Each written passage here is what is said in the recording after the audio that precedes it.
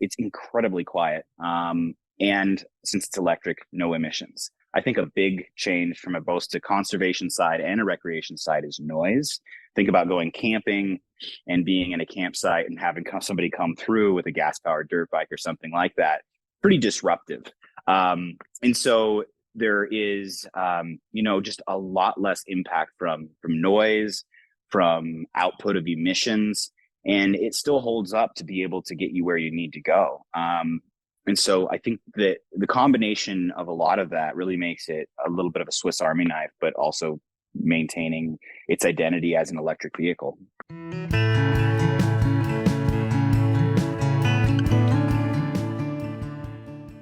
Hello and welcome back to the Outdoor Minimalist podcast. I'm your host, Meg Carney, and I'm an outdoor and environmental writer and author of the book, Outdoor Minimalist, Waste Less Hiking, Camping, and Backpacking. The Outdoor Minimalist podcast has the goal to give listeners actionable ways to waste less hiking, camping, backpacking, and more during every step of their process. Your impact outdoors starts long before you hit the trail and goes beyond leave no trace ethics. You'll learn how to identify sustainable outdoor brands, how to ask hard questions regarding sustainability, and begin to shift and evolve your mindset to integrate minimalism into all of your outdoor pursuits.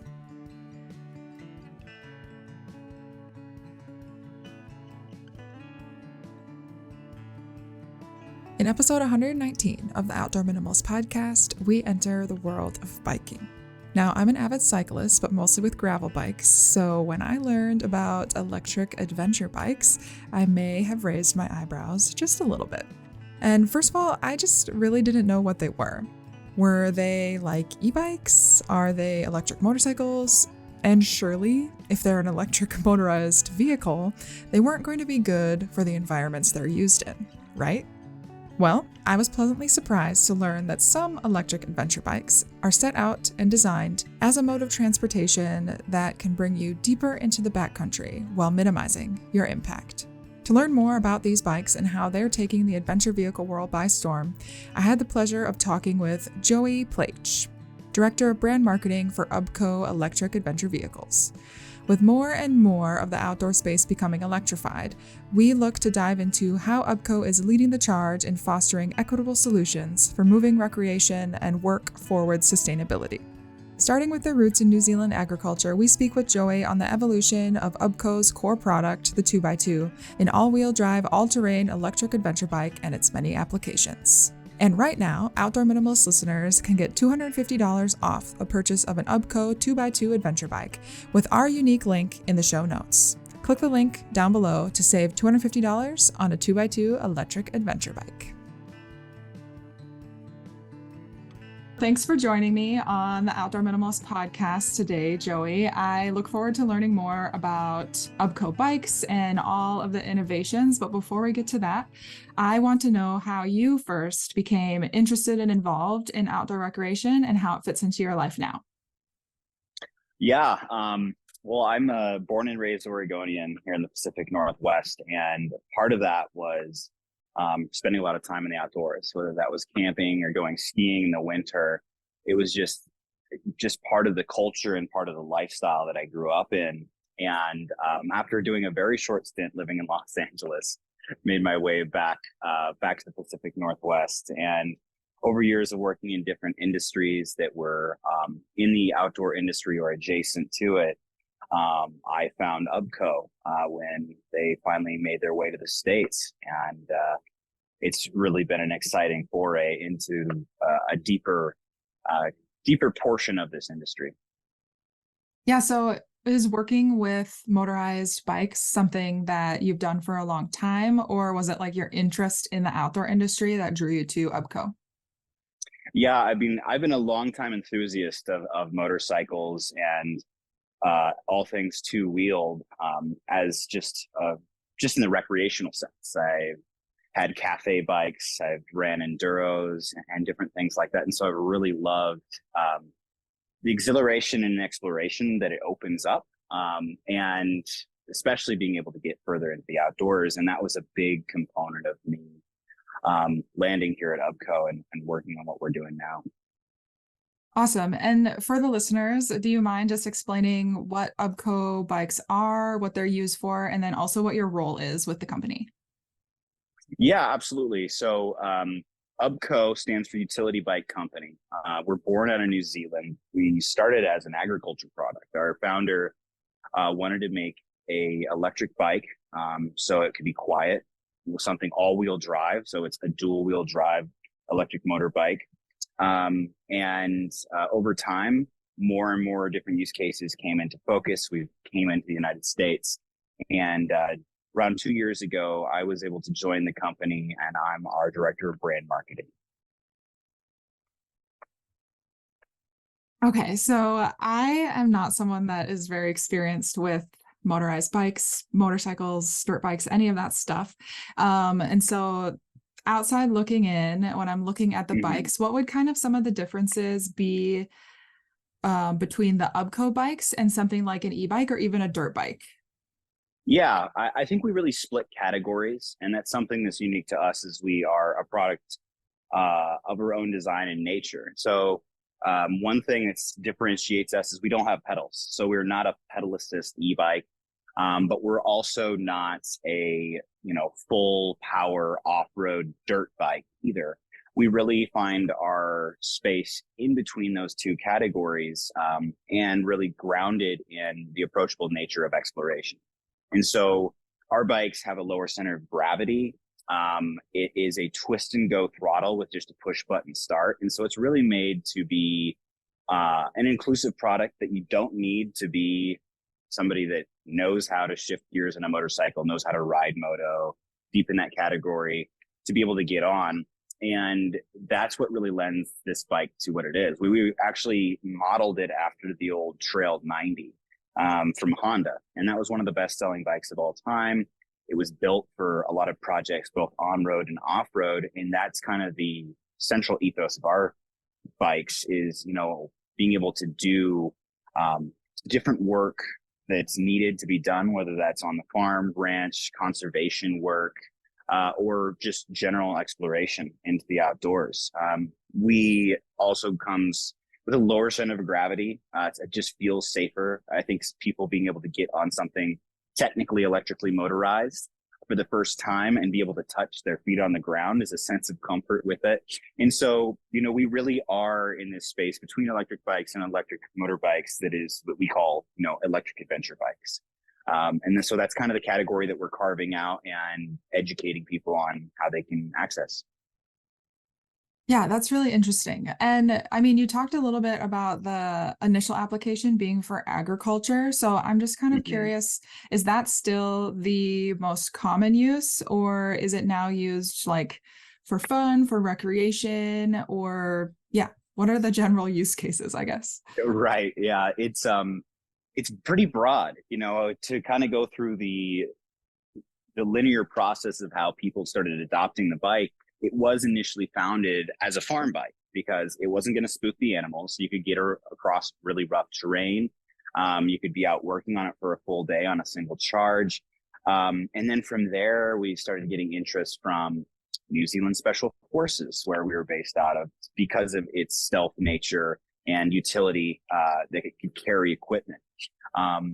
Fast forward from there, we started Fleet with Domino's Pizza in New Zealand. And so we have, pizzas being delivered all over that country.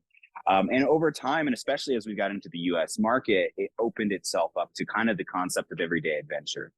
Being able to get on something that can take you from your office up to, a trailhead 2,000 feet of elevation above you in a matter of 20 minutes was a huge benefit to somebody that really wanted to go, go out and find adventure quickly in a different category. So in the States, I think, we see a lot of people in the overlanding space adopting it, folks that, they live the RV life that don't want to relocate their entire RV to go run errands and pick up groceries because the bike itself can, be outfitted with accessories and has 19 different racking points to carry equipment with you. Also ranchers find it really great, follow fence lines, do repairs, quickly get around the property without having to take a gas powered vehicle around. There's a lot of issues with rollover and injuries on 4x4s. And part of this, you know, kind of alleviates that well since it's lightweight. But yeah, we've seen a ton of applications and it's really cool to see. I mean, there's still plenty of people that use them to get around town as their daily commuter just because it's got great range. It's a comfortable ride and you can carry all your equipment. But it is really across, you know, ranching, hunting, daily commute, and just general exploration that we've seen a lot of here in the States and North and Canada as well. Oh, nice. Yeah. So do you see any use really with like Forest Service type or like trail maintenance as well? Yeah, that is definitely one of the founding use cases is being approached by trail alliances and conservation groups to be able to go out just because it's low impact on environment, right? It's emissions free and it's not a super high powered moto that's going to tear up the trails. And a lot of conservation groups we started working with found that, oh, we can strap on rakes, shovels, a lot of chainsaws to clear trails, all those different things we can to get a lot further out than we have been able to previously. And so we actually do work with Forest Service and some national park rangers in different areas, just starting to introduce the product as a resource and a solution for something that is emissions free, that is nimble and can get the work done. And so that is definitely a big part of our focus from a perspective of it being a tool more than just a toy. It's nice that there's so many applications. And you mentioned that it's lower impact. So I want to unpack that a little bit. And so is that because it wouldn't necessarily have as much power as something as like a UTV or ATV or a dirt bike? Or like, also, I'm curious about that because I've heard in a lot of areas like where I live in Washington, people don't necessarily like having e-bikes out on the mountain bike trails because they'll tear up the trail more. So I'm just kind of curious what makes the UBCO bikes, I guess, more wilderness friendly or lower impact. Yeah, I mean, speaking to the power, there's still a significant amount of power that comes from these. Each of the hub motors has 1,000 watts of output each. They can peak up to 1,700 watts, which means there's a lot of torque for being able to climb and maneuver and get through trails, up through tough terrain, but it's incredibly quiet. And since it's electric, no emissions. I think a big change from both the conservation side and a recreation side is noise. Think about going camping and being in a campsite and having somebody come through with a gas powered dirt bike or something like that. Pretty disruptive. And so there is, you know, just a lot less impact from noise, from output of emissions, and it still holds up to be able to get you where you need to go. And so I think that the combination of a lot of that really makes it a little bit of a Swiss Army knife, but also maintaining its identity as an electric vehicle. And then what would you say about the general wear on the trail for your bike? I mean, is it comparable to an e-bike?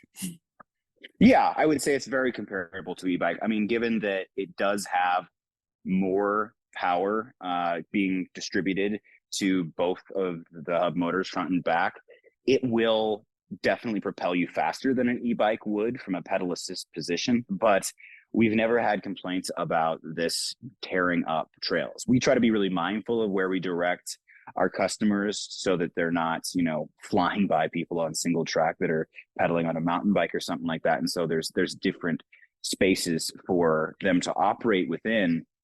But the reason that it has been adopted by conservation groups is that it's, you know, leaving no trace. And so if it couldn't pass that test of leaving no trace from the places it was used, it wouldn't be as widely accepted as it has been. And that's conversations that we have with a lot of conservation groups that we've talked to in the States. Is even from pedal assist e-bikes, they have been weary to allow those groups to join their organization or allow those groups to really advocate for the trail systems where we provide a different solution, where it's like, this is actually a tool that you can go and take care of the trails as opposed to just opening the trails up to e-bikes for exploration. So I think that that's kind of the difference there. Yeah, that makes a lot of sense. I want to talk about the batteries because Yeah.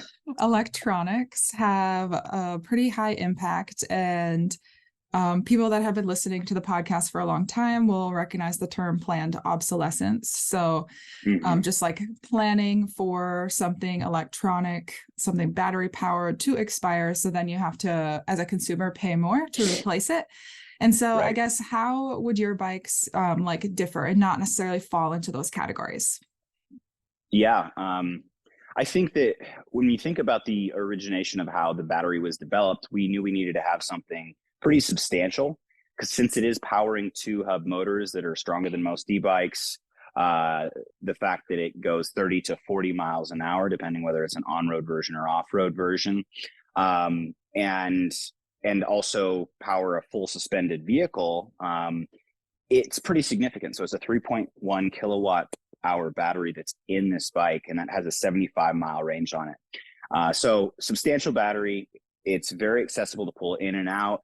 But the thing that makes it special is how it's designed and built. So many batteries within the space will actually stack banks of lithium ion cells, and to make sure that they stay in place, oftentimes cover them with some kind of solvent or something like glue so they will stay put.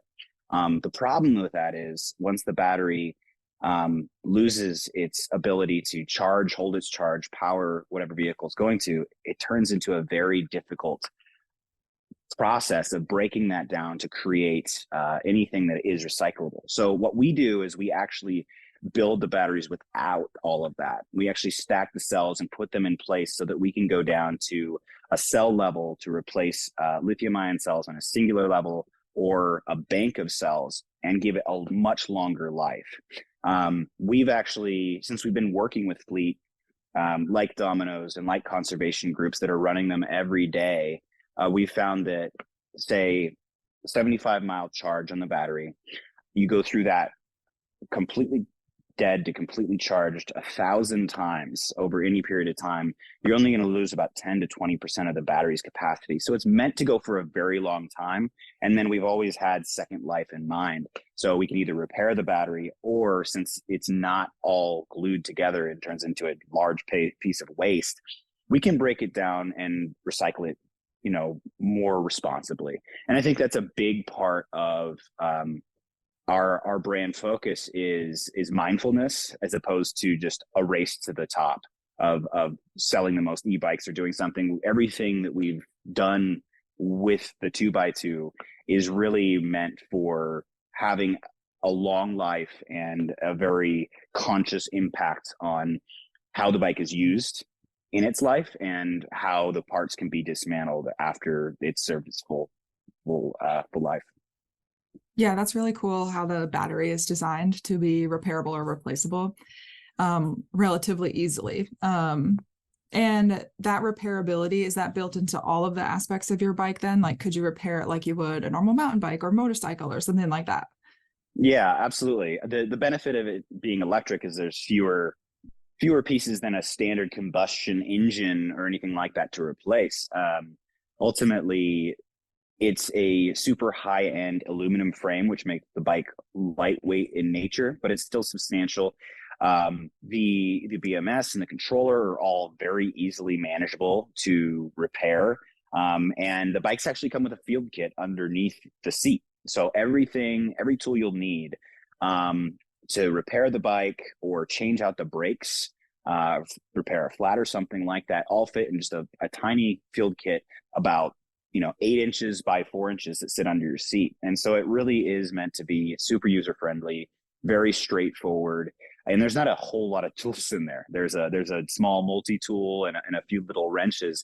And that's really all you need to make sure that it keeps going. And the nice thing is that all of these bikes are built with intelligent software that syncs to an app. So if you do have some kind of issue on the trail or well beyond service, you can actually check the app and get a code for what's happening with the bike. And oftentimes it's very easy to repair, to reconnect a cable that's going to one of the hub motors, or restart the bike to reset the software, or whatever it might be. And so that ability to connect via Bluetooth outside of cell range makes it really helpful for it being in the backcountry, further out on trails, or with folks that are, off grid, overlanding, or whatever it might be.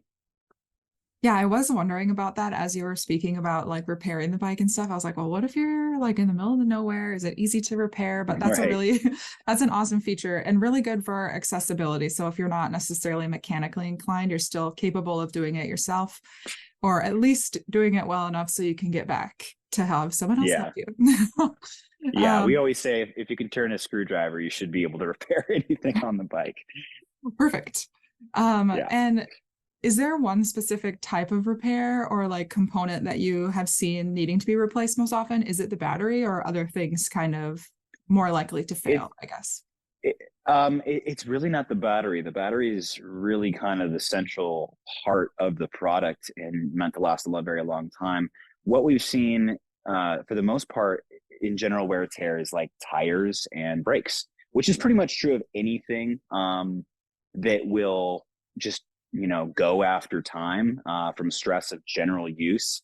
But there is repairs that we need to do from time to time, but it's easy enough for folks that say there's something wrong with the hub motor, which doesn't happen that often. They can take off the wheel, send us the whole thing, and we can just replace it.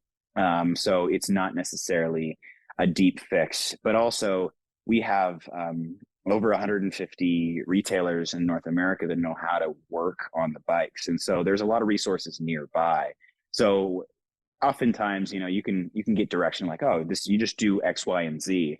And I find myself guilty of this. And it's like, I'd much rather somebody that knows what they're doing take care of it, right? Even if it's a small fix. And so we do have those resources between internal customer service that can talk you through anything to taking it to one of our retailers or one of our dealers that can just really help get it back in perfect working order. But they're really meant to run and be self-sufficient. As long as you are not, as long as you charge it, you store it right, I mean, it will pretty much weather any storm.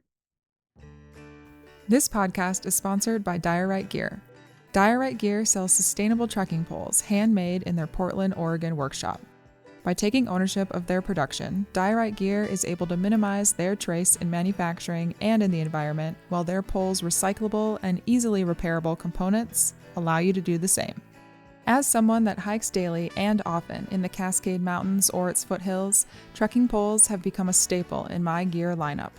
The Diorite poles not only have comfortable cork handles, but I also love the adjustability, durability, and overall performance no matter the time of year I happen to be hiking. Use the code MINIMALIST for 15% off your first order.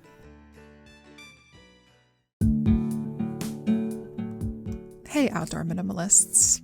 We explore a lot of topics ranging from the sustainability of wool or even the amount of stress that can be lifted by integrating minimalism into more aspects of our lives. But there's one topic request that has surpassed them all, and that is PFAS, or PFCs. You may be familiar with this term if you tuned into episode 111 of the Outdoor Minimalist podcast, where we heard from Donna Bruns and Martine Axelhead from Fjallraven. PFAS or PFCs, they're in essence what we call a forever chemical, and they make quite a few things easier. When it rains, it makes the rain kind of bubble up and zip off your garments, and so it keeps you dry, feeling dry. It is used to make something more durable. It is used to make something smoother and go faster, even in production. So it's used in a lot of things for durable and water repellents, but not limited to water repellents, but it's also dirt repellent. And these chemicals are input in so many different areas, not just in apparel or in production, but it is everywhere. And the more we understand that it's in so many places. And I think that's the biggest challenge that we all face. But that was only 1 hour-long episode, and that was only one company. And it still left me wondering, how is the outdoor industry as a whole tackling this problem? That's why our team set out to develop a new 10-part series titled Forever Chemicals. We set out to answer that question and many, many more. To do this, I sat down with countless experts from brands like Fjallraven and Outdoor Research, along with scientists, lawyers, and lawmakers that all have a stake in how PFAS is used and how it's now being eliminated. Over the course of 10 episodes, we investigate the origins, rise, and now phase out of the forever chemicals called PFAS, previously known as PFCs. With more companies beginning to understand the dangers of these commonly used chemicals, they're being phased out to keep up with new laws and to ensure company ethos align with their production. However, many of us as consumers may not know what they are or why we should even care about them. That's where we come in. We're here to be a direct line to all the people in and outside of the outdoor industry and to help everyone understand what PFAS are and why we should stop using them. So if you're wondering how we can make a difference in the fight against PFAS pollution and how we can keep the health of our planet and our communities on the forefront of product producers' minds, tune in to Forever Chemicals, coming March 2024. This production chooses to be an independent podcast to ensure that our message is unbiased and that we only present facts. While we're open to sponsorships when available, it's important that our values align and there are no expectations to conceal any information about their practices or to ask us to be less transparent. That's why we're asking you, our listeners, to consider donating to our GoFundMe to help fund this podcast series. Your donations will go towards general production efforts, time spent on interviews and research, audio editing and engineering, marketing campaigns, and public relations. As the host and creator of this show and Black-Footed Ferret Productions, it is my goal and mission to provide free and accessible information for all. If you're interested in donating, follow the link in the show notes. And thank you all for making this show a possibility.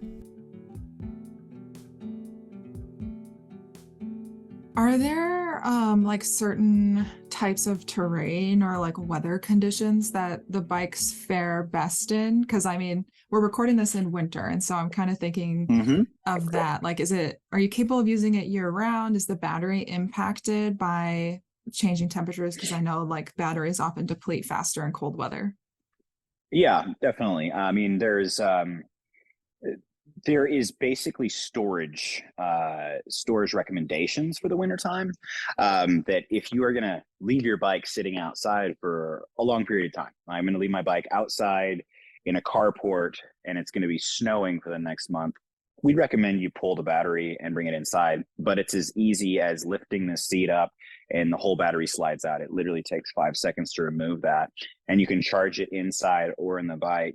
But ultimately, we have quite a few folks that are on our ambassador team or our customers that send us photos and videos of them taking it up to go skiing.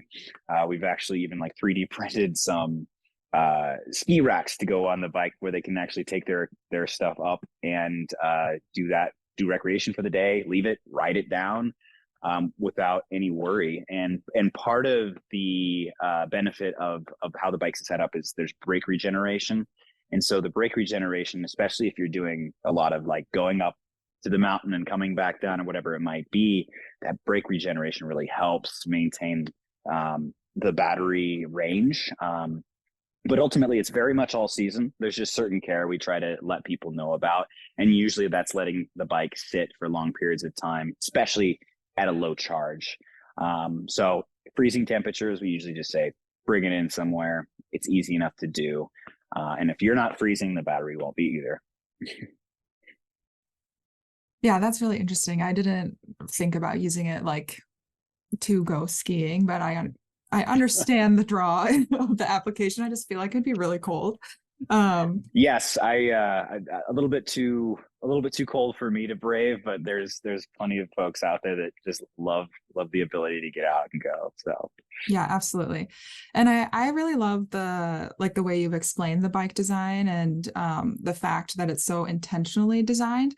And so I think whether or not people are using the UBCO bikes, what would you recommend to people using any type of adventure bike out on the trail in the backcountry to be more responsible and to take better accountability for their impact? Yeah, I think that ultimately it's just all in the approach. I think that goes for a lot of different subject matter, but especially this is if you're going to be going out on a pedal assist e-bike or something motorized or an adventure bike like we make, is just utilizing a lot of the resources that are out there with different trail mapping systems like OnX or All Trails, because they will have really good categories to help kind of separate what are forest trails and other trails that you can ride on, that will not be single track where you're going to be, coming up fast nose to nose on somebody on a mountain bike. And I think that just planning your route, sticking to areas where you'd be mindful of everybody else out there is important. And that's something we try to preach, is just the more you're educated on where you're going and how you plan to get there, the better experience you'll have anyway. And so I think that's what we usually tell folks. We always try to have resources in any areas we operate, specifically here in the Northwest, when we're sending people out on demo rides or we're working with a tourism operator, they'll design a route that is really built for the product itself. So I would just say, check out the resources, find an area that that no one's going to give you that side eye for being on the very wrong trail to get to where you want to get. Because usually there is all different kinds of trails to get to those beautiful viewpoints and scenic areas. All great recommendations. And I'll share some resources in the show notes as well if people want to check that out. And is there anything specific that you feel like I missed or you wanted to share about the company or the bikes in general? We could talk a little bit about just, we've done different editions for different use cases. So, beginning of this year, we broke from the very two first models that we had. We started out with the work bike, which is this bike that I'm sitting on here. It's just kind of a stripped down model. You still have dual power to both wheels. You still have all-wheel drive. You still have a great range on it. You still have all the utility, but it's got a 2700 lumen headlamp. And then after time, we wanted to make it on-road capable. And that's something that really makes our bikes special too, is we actually have bikes that are road registerable, road registerable. And that gives a lot of difference in the market, because there's a lot of other products out there that are either electric motor bikes, electric dirt bikes, that are not street legal. Most are not. And so that makes it capable. And with that, those have turn signals. And so those are our two models. One was the work, built for the backcountry, farming, ranching, hunting, and then one built for commuting around. And so beginning of last year, we actually launched a special edition bike.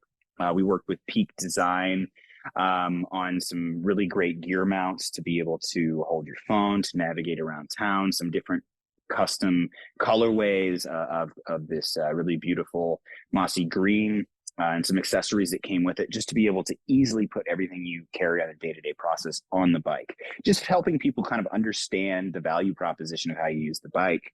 And then just this fall, we released, in partnership with Shane Dorian, who's a famous big wave surfer in Hawaii, but is also a really ethical and mindful sportsman. And so we launched a hunt edition with him. The general focus of the bike and the core competencies is that it's incredibly quiet. It can carry a lot of gear. It has a long range. And so really makes it perfect for that space, to be able to get through the backcountry, to be able to carry more gear, to get out to a blind or whatever it is. And so we're really excited we partnered with a handful of folks there, Bare Bones Living, Onyx, Giant Loops for a strapping system, as well as Peak Design again. And it really was set up to have everything you need to get all the way out into the backcountry and back again with everything. And it just has been a testament to hear our customers talk about, is a game changer, because I spent so much time hiking out or packing a deer out or whatever it might be. And so, 80% of hunting is conservation. And so that is kind of our angle into that too, is every time folks are paying for a tag, so much of all that money is going into the conservation work on the back end. So with those models coming out, we're also focused on what's the conservation angle of the recreational activity. And so we've continued to do different editions, and those are the two we've done this year, and hopefully more to come. Yeah, the hunting application makes a lot of sense, especially with the lack of noise pollution, I guess, or the lower amount of noise pollution, and the range and storage capabilities. It would make certain things a lot easier. And then absolutely.